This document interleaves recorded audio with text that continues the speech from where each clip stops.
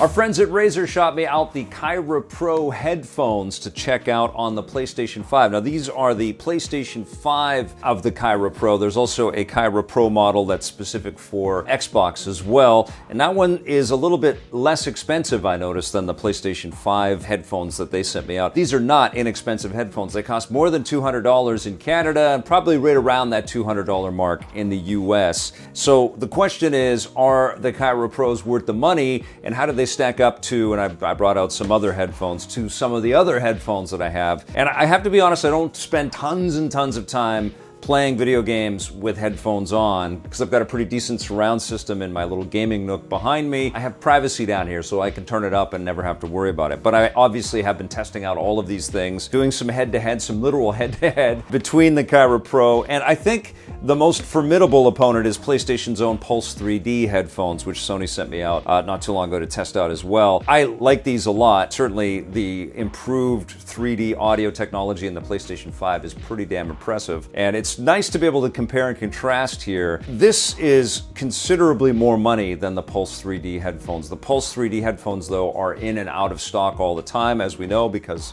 PlayStation 5 has been in and out of stock. This is the black model. There's also a white model out there. I do have to say that there's a couple things about the Kaira Pro that I enjoy quite a bit more. First off, I think the microphone quality is a lot better coming off of these headphones. And it's not because the mic is amazing, it's just that you have the ability to put this right by your mouth when you're speaking. And I was testing these headphones out and streaming with them. Go!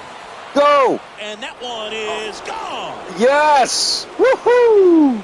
Brandon oh Crawford man, takes him deep. Love His it. First homer of the year, and they add to their lead. It's Love 3-0. it. Yes. I have the Pulse 3D headset on. These are super comfortable. Now batting. They're lighter. Impressive running catch out there, Chris. And StatCast tells us They're lighter, well over and the audio is 100 great to in make these that too. grab. Clearly, that was not an easy play. I've got a JBL pair of headphones that Intel sent me. I've got these HyperX headphones, which honestly are very cheap and sounded not good at all, especially compared to the Pulse 3D and the Kaira Pro. And then I've got these Astros that I've been playing around with, and I basically gave these to my daughter a couple of years ago so she could watch stuff on her iPad while I played video games beside her, and I wouldn't have to listen to Lego Friends. But she looks so badass in these Call of Duty Astro headphones, especially when we're on flights. She just looks like she's ready to start getting into all kinds of death matches. These are pretty solid. These are definitely not too bad, these old Astros. They're like the old reliable. But there's some incredible technology in both of these headphones, especially when you work in the fact that they're partnered with the PlayStation 5. The Pulse 3D has a built-in equalizer because it's sort of the de facto PlayStation thing. So when you log in and go wireless with these headphones, you can adjust the EQ right in the front end of the PlayStation 5. Now, this also has an incredible equalizer, but it's tied to your Android or iOS phone. So I had the app installed on my iPhone, and I was able to adjust the EQ on this. The standard EQ, like out of the box sound of these, is not that great. And then they've got a bass boost and an amplified mode, and they've got an FPS mode in there. It's basically like a digital equalizer. You know, they're adjusting all the parameters and stuff in there. But the custom one that you can change on the fly is very impressive, and I got these sounding just great. And when I went hardcore and compared, I think I picked 3 perfect games to test these out with. I played MLB The Show 22 with all of the fan noise and all of the play-by-play and the cracks of the bat and the catches and the swings. I played a lot of Sifu, which has that incredible club level with all of the boom, boom, boom, boom, and it's all syncopated and sort of in time with all the punches and kicks that you're doling out and the bashes across the head with the bats. That sounded great, although the mix in Sifu has never been that great. You know, sometimes the vocal work gets kind of lost in all of the atmospheric sounds and stuff. It sounds way better in headphones, and in fact, that is a great case for why you would want to play games with headphones on when you play something like Sifu or Returnal, which may be the best way to test out headphones that's been created so far, because you've got the rain effects and all the creaks and groans of the environments that you're going into, the monster sounds, the weapon reloads and clicks and clacks of everything, and the explosions and propulsive quality of the sound score and the atmospheric music and everything. I can't say enough good things about the audio-scape of Returnal and how incredible it sounds in both of these headphones, but it sounds better in the Kaira Pro, at least to me. Sound and being able to hear things is completely subjective, so I think the best thing to do in any kind of situation like this is to try to figure out how you can test these things yourself to see how they sound yourself. In terms of comfort,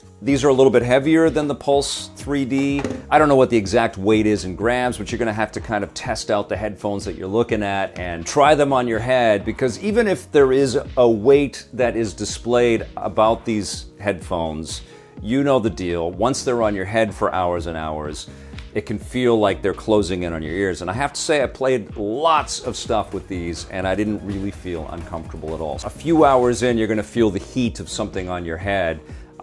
But I think that's really counterpunched by the beautiful crystal clear audio that you've got in your head. The indulgence of that. It really is remarkable to get lost in these beautiful visuals, but then be surrounded by the music that these things allow for. And playing with the apps supplied for the Kaira Pro are pretty damn cool, because not only do you get the equalizer where you can kind of adjust the sound settings, but there's also LED lighting in this, which is pretty flashy and maybe not completely necessary and probably adds to the overall cost of this, but it looks cool. It's pretty sweet that you can kind of adjust the colors and you can create all kinds of effects with whether you want the thing to breathe or to cycle through the different colors or to bounce between a couple. It's pretty sweet that way. The Kaira Pro has Bluetooth connectivity and Wi-Fi connectivity, and you connect to your PlayStation 5 using this little USB-C dongle that slaps right into the front USB-C port on your PlayStation 5, and it's a pretty seamless hookup right away. Everything kind of registers right away. Then you can also press the connection button and connect it to your phone, and I did listen to some music, which sounded good, and obviously I played with the EQ settings and stuff, but I primarily listen to music on my phone using the Apple AirPods Pro that I have, which are noise canceling and, you know, completely enveloping as well, and they've also got the technology where you're looking.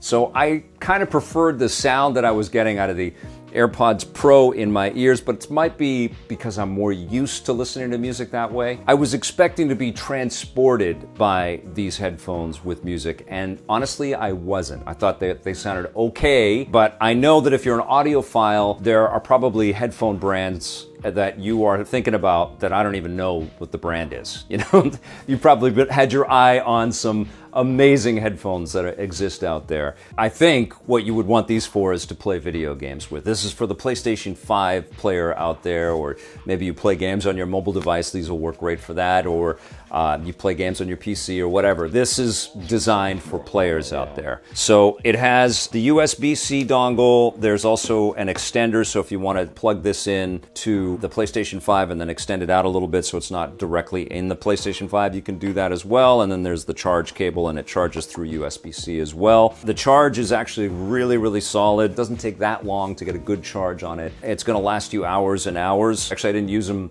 all week while I was traveling on my recent vacation. I hadn't charged anything, turned them on, they were still at 75%. And then I played for hours and hours before I shot this review. And then I think what you're wondering is, are you paying the extra dollars just to get the LED lighting on the side of the headphones? And the better audio, in my estimation, and the mic that sticks out as opposed to getting the kind of clean look of the Pulse 3D? And the answer is no.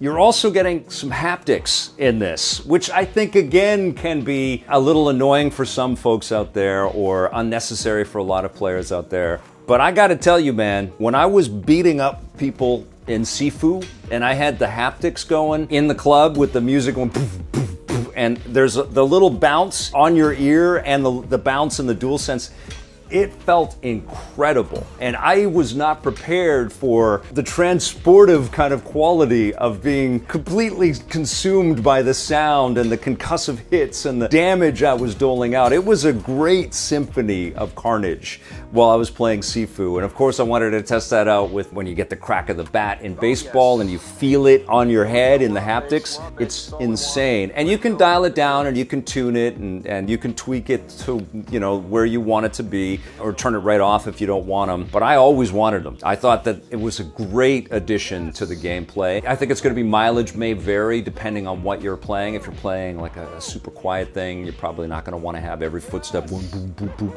But I guess it's tied to the bass that you're hearing through the music and the audio effects. I thought it was going to be super gimmicky, but I was really, really impressed, and I loved playing Sifu and baseball and Returnal, and I threw in a couple of other games as well, and it is so freaking cool. Now, I didn't like any of the haptics when I was listening to music on my iPhone, but you've got them there if you want them. These things will remind you that you're wearing them. They are super comfortable. Of course, there's a little sort of flex in the headband, and the ear covers will twist and turn to adjust and fit on any kind of head out there. But again, anything like this is so hyper personal. You really have to test them out. You really have to kind of feel the comfort, try them on for a little while, especially when you're talking of a price point that's over $200. This is an investment, but these are the best headphones that I've got for the PlayStation 5. I don't know if they're the best headphones at that price range. They're the best ones that I have out of this collection, and I have been just blown away and super impressed, especially when you throw in the lighting and the haptics, the pretty cool functionality and all the EQ settings that you get. These Kaira Pro headphones from Razer